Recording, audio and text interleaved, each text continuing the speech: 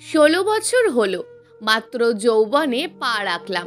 যেখানে বিয়ে হওয়ার কথা আমার, সেখানে 37 বছর বয়সে আমার বাবা আজকে নতুন একটি মহিলাকে বিয়ে করে নিয়ে আসলো। বাবা, এই বয়সে তুমি আমার বিয়ে করলে? সবে মাত্র মা মারা গিয়েছে। তোর মা মারা গিয়েছে বলে কি আমি বিয়ে করতে পারবো না? অবশ্যই পারবে, কিন্তু মায়ের মৃত্যুর এখনো পর্যন্ত 10 দিনই হলো না। বেশি কথা বলবি না, তোর নতুন মাকে নিয়ে রুমে যা, আমি বাজার থেকে আসছি। তো তিশা বাকরুদ্ধ হয়ে নতুন মাকে বলে ওঠে, আপনি আমার সঙ্গে আসুন। এই তিশা, এটা কেমন ব্যবহার শুনি? নতুন মায়ের সঙ্গে কি কেউ আপনি করে কথা বলে?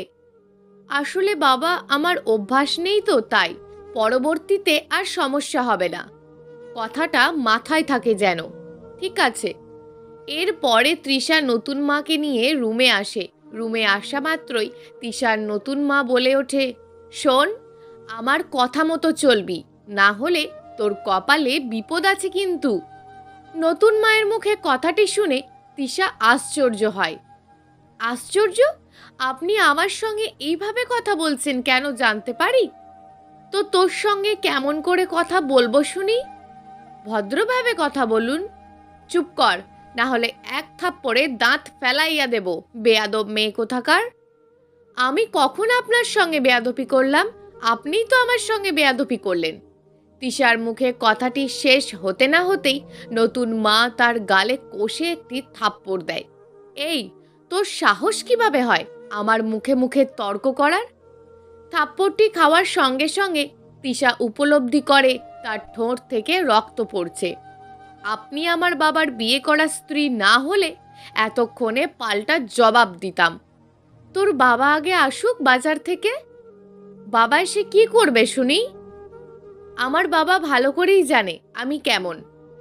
এই, আমার চোখের সামনে থেকে চলে যা, তোর ওই মুখ আমার সামনে আনবি না। এটা আমার বাড়ি, আমি থাকবো। আপনার সমস্যা হলে আপনি নিজেই চলে যেতে পারেন।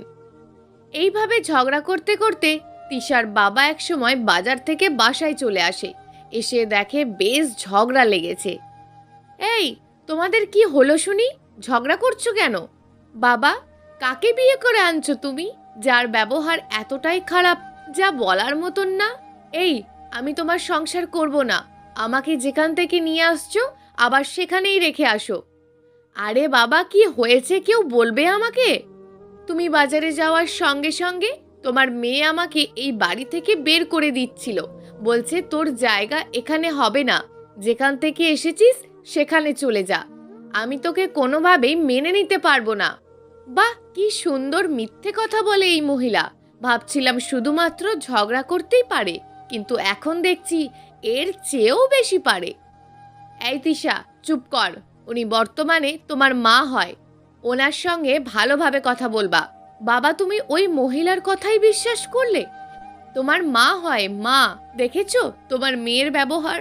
তো এইভাবে বেশ কিছুদিন যাওয়ার পরে হঠাৎ একদিন তিশার নতুন মা রাতে তিশার রুমে আসে। তিশা, কি করছো তুমি? এমন ব্যবহার দেখে তিশা বেশ আশ্চর্য হয়। পড়তেছি। আমি একটা জিনিস ভাবলাম, এইভাবে ঝগড়া করলে কখনো সুখ আসবে না জীবনে, তাই মিলেমিশে থাকবো এখন থেকে আমরা। তাহলে তো অনেক ভালোই হয়। আজ থেকে তুমি আমার মেয়ে আর আমি তোমার মা। ঠিক আছে। এইভাবে খারাপ মহিলাটি তিশাকে এত সহজে আপন করে নেবে তিশা সেটা ভাবতে পারেনি। তো মিলেমিশে দিন ভালোই যাচ্ছিল। একদিন রাতে তিশা নিজের রুমে পড়ছিল। এমন সময় তিশার নতুন মা এক গ্লাস দুধ নিয়ে ওর রুমে প্রবেশ করে। মা, তুমি ঘুমাওনি? না রে মা, ঘুমাইনি। অনেক রাত হয়েছে, দুধটুকু খেয়ে নে, তাহলে ভালো লাগবে। রেখে যাও, পড়া শেষে খাবো। এই মুহূর্তে খাইতে হবে। পরে খাই মা, প্লিজ। আবার মুখের ওপর কথা বলে। খাইতে বলছি, এখনই খাবি। মায়ের এমন কথা শুনে সঙ্গে সঙ্গে তিশা দুধটুকু খেয়ে নেয়। এই তো লক্ষ্মী মেয়ে আমার, এখন সারা রাত পর কোনো সমস্যা নেই। ঠিক আছে, তুমি এখন ঘুমাতে যাও। ঠিক আছে। এই বলে সেখান থেকে তৃষার নতুন মা নিজের রুমে চলে আসে আর তিশা আপন মনে পড়তে থাকে। বেশ কিছুক্ষণ পড়ার পরে তিশা অনুভব করে তার বুকে জ্বালা পোড়া শুরু হয়েছে। তার একটু পরে তিশা বুঝে যায় তাকে বিষ খাওয়ানো হয়েছে। বাবা, আমি মরে গেলাম, প্লিজ আমাকে বাঁচাও। এই তিশা মা এটা চিৎকার করছে না? আরে না, তিশা হবে কেন? আমাদের মেয়ে তো পড়ছে। না, ওটা তিশারই কণ্ঠ। সরো দেখি কি হলো মেয়েটার, এমন চিৎকার করছে কেন? এই বলে তিশার বাবা তিশার রুমের সামনে এসে দেখে আসলেই তো এটা তিশার চিৎকার করছে। তিশা, কি হয়েছে তোর? বাবা, আমার বুক জ্বলতেছে, মনে হচ্ছে বুকটা পুড়ে যাচ্ছে, প্লিজ আমাকে বাঁচাও। এরপরে তিশার বাবা তিশাকে নিয়ে সোজা রংপুর হাসপাতালে চলে আসে চিকিৎসার জন্য। তো সেখানে ডাক্তাররা বলেন, এই মেয়ে কি আপনার? জি, আমার মেয়ে। ওর কি হয়েছে ডাক্তার? আসলে আপনার মেয়ে বিষ খেয়েছে, যার কারণে ওই রকম করছিল। আশ্চর্য, ও বিষ খাবে কেন? সেটা আপনিই ভালো জানেন। ঠিক আছে, আপনি ওর চিকিৎসা শুরু করেন। আচ্ছা। এরপরে ডাক্তার তিশার চিকিৎসা শুরু করে দেয়। প্রায় 3 ঘন্টা পর ডাক্তার তিশাকে পরিপূর্ণভাবে সুস্থ করে। সুস্থ হওয়ার সঙ্গে সঙ্গে তিশার বাবা ওকে জিজ্ঞেস করে, তুই বিষ খেয়েছিস কেন? বাবা, আমি নিজে থেকে বিষ খাইনি। তাহলে কে খাওয়ালো শুনি একটু? তোমার নতুন বউ। কি বললি তুই? আসলে বাবা, আমি যখন পড়ছিলাম তখন তোমার নতুন বউ আমার জন্য 1 গ্লাস দুধ নিয়ে আসে। প্রথমে আমি খেতে চাইনি, কিন্তু আমাকে জোর করেই খাইয়ে দেয়। তারপরে আমার এই অবস্থা। কথাটি শেষ হতে না হতেই দরজার পিছন থেকে তিশার নতুন মা বলে ওঠে, ছি তিশা, ছি, শেষ পর্যন্ত আমার গায়ে দোষটা দিলি। আসলেই পরের সন্তান কখনো আপন হয় না। আপনি দুধের মধ্যে কিছু একটা মিশিয়েছিলেন, যার কারণে আমার এমনটা হয়েছে। দেখছো তিশার বাবা, তোমার মেয়েকে আমি কতটা ভালোবাসি, আর সেই মেয়েটাই কিনা আমাকে দোষারোপ করছে। নাটক বন্ধ করুন, আমার কপালটাই খারাপ। যাকেই ভালোবেসে কাছে টেনে নিই সেই আমাকে কষ্ট দেয়। তিশা, তুমি আজ নিজের মেয়ে হলে আমাকে এই মিথ্যে অপবাদ দিতে পারতে? জানি পারতে না। আচ্ছা, আমি, আপনি আর বাবা ছাড়া তো এই বাসায় কেউ থাকি না, তাহলে কে আমাকে বিষ দিল শুনি? এখন তো আমার মনে হচ্ছে তুমি নিজে নিজেই বিষ খেয়ে আমাকে ফাঁসানোর চেষ্টা করছো, কারণ আমি তোমার সৎ মা। এমন সময় তিশার বাবা বলে ওঠে, তোমরা দুজনে চুপ করো, কেউ বিষ দেয়নি, আমি দিয়েছি। এখন খুশি তো নাকি? আর তিশা, তোর সমস্যা কোথায়? বাবা, আমার সমস্যা কেন হবে বুঝলাম না। তাহলে এমন করছিস? আমি তো দেখছি তোর নতুন মা তোকে ভীষণ ভালোবাসে, আদর করে, যত্ন করে। এইসব মিথ্যা নাটক ওনার বাবা। একদম চুপ কর বেয়াদব মেয়ে কোথাকার। এই তিশার বাবা, রাগ হইও না, ও বাচ্চা মানুষ, ভুল করতেই পারে, সেটা তো আমাদের বুঝতে হবে নাকি? দেখছিস সৎ মা কত ভালো। বাবা, আমার সৎ মা আমার নিজের মায়ের থেকেও বেশি ভালো। এরপরে এই হাসপাতালে বেশ কিছুদিন থাকার পরে তিশা যখন একেবারে সুস্থ হয় তখন তাকে বাড়িতে নিয়ে যাওয়া হয়। তিশা বাড়িতে গিয়ে দেখতে পায় একটি অচেনা ছেলে তার রুমে শুয়ে আছে। এই, আপনি কে? আপনি মনে হয় সেই তিশা যে সব সময় আমার বোনকে দেখতে পারে না। আশ্চর্য, আপনি কে? আর আমার রুমে কি করছেন? আমার নাম হাসিব, আপনার সৎ মায়ের ছোট ভাই। তো আপনি আমার রুমে কি করছেন? এটা আপনার রুম কোথাও লেখা আছে নাকি? বেশি কথা বলবেন না, বেরিয়ে যান এই রুমের ভেতর থেকে। আপনি কিন্তু বেশ সুন্দর। কি? আপনি বেশ সুন্দর, আপনাকে আমার পছন্দ হয়েছে। বের হও আমার রুম থেকে, বেয়াদব কোথাকার। ঠাস করে থাপ্পড় দেওয়া মাত্রই সেখানে তিশার নতুন মা রুবিনা বেগম সেখানে উপস্থিত হয়। এই, তুই আমার ভাইকে থাপ্পড় মারলি কেন? আপনার ভাইকে বলুন কেন থাপ্পড় দিয়েছি। এই, তোকে থাপ্পড় কেন দিল রে? আসলে আপু, আমি শুধুমাত্র বলেছি আপনি বেশ সুন্দর, আপনাকে আমার ভালো লাগছে।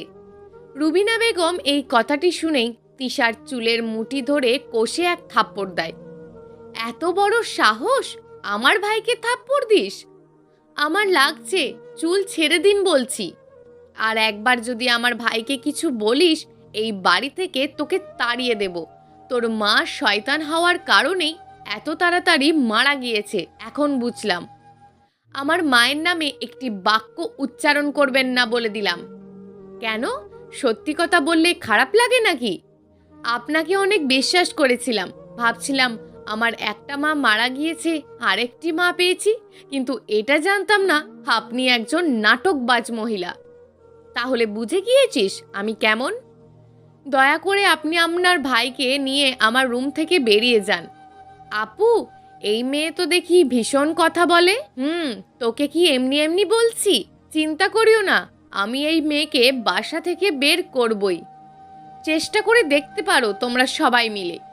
তিশার কথাটি শুনে রুবিনা বেগম বললেন, ঠিক আছে, দেখা যাবে কেমনে এই বাড়িতে থাকতে পারিস তুই। হাসিব, আয় আমার সঙ্গে। এই কথাটি বলেই তিশার রুম থেকে তারা দুজনেই চলে যায়।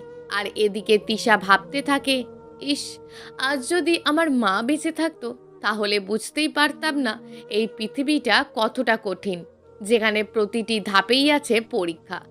এইসব ভাবতে ভাবতে কখন যে ঘুমিয়ে পড়ে নিজেই বুঝতে পারে না, কারণ তার শরীর অসুস্থ।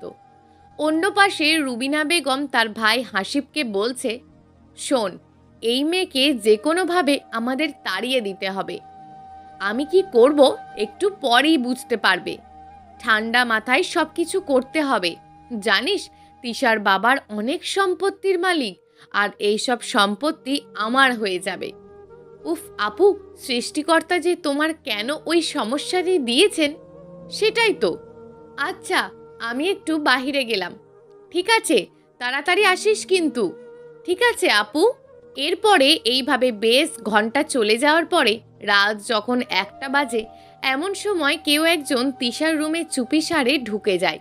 রুমের ভিতরে আসার পরে আস্তে আস্তে তিশার শরীর থেকে সব পোশাক খুলতে থাকে। এমন মুহূর্তে তিশা জেগে যায়।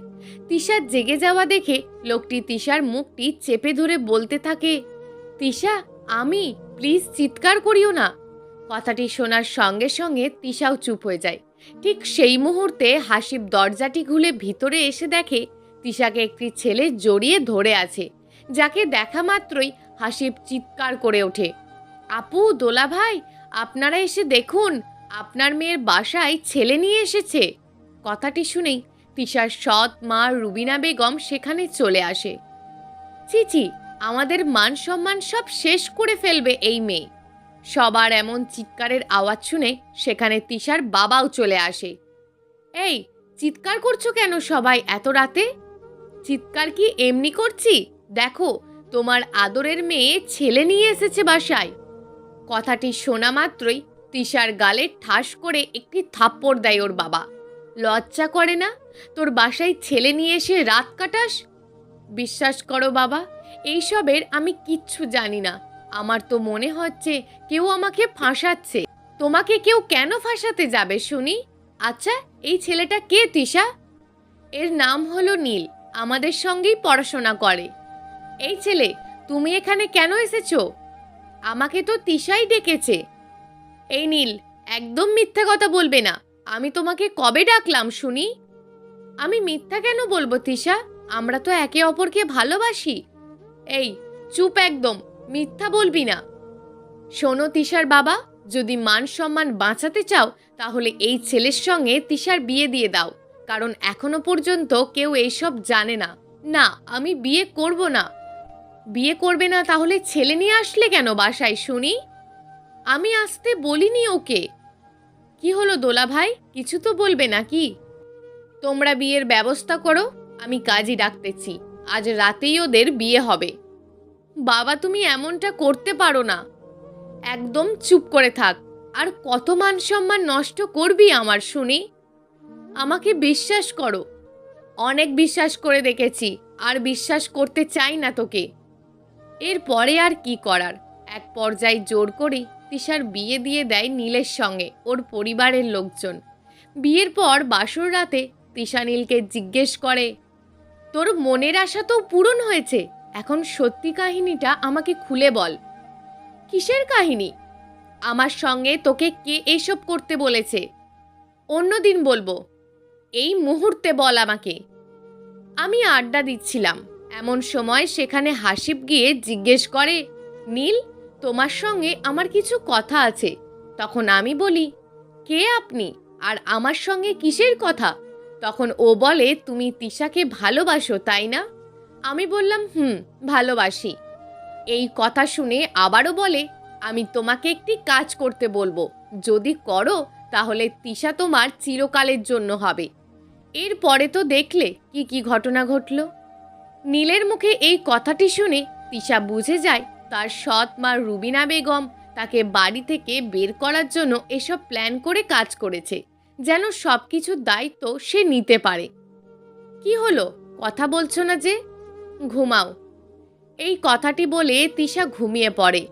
ভাবতে থাকে, এই পৃথিবীতে নিজের মা না থাকলে তার কোনো মূল্য নেই, কারণ বাবা অন্য একটি বিয়ে করলেই পর হয়ে যায়। পরের দিন তিশা তার শ্বশুরবাড়িতে গেলেও তাকে মেনে নেয় না, বরং কাজের বুয়ার মতন কাজ করায়। এটাই হয়তো মা না থাকার একটি ফল। আর এইভাবেই চলতে থাকে তিশার কষ্টকর জীবন। প্রিয় দর্শক, এই গল্পটা আপনাদের কেমন লাগলো তা অবশ্যই একটি কমেন্ট করবেন। আর যদি গল্পটা আপনাদের ভালো লেগে থাকে তাহলে ভিডিওটিতে একটি লাইক করে দেবেন এবং এই ধরনের ভিন্ন স্বাদের গল্প শোনার জন্য চ্যানেলটিকে অবশ্যই সাবস্ক্রাইব করে আমাদের সঙ্গে যুক্ত থাকুন।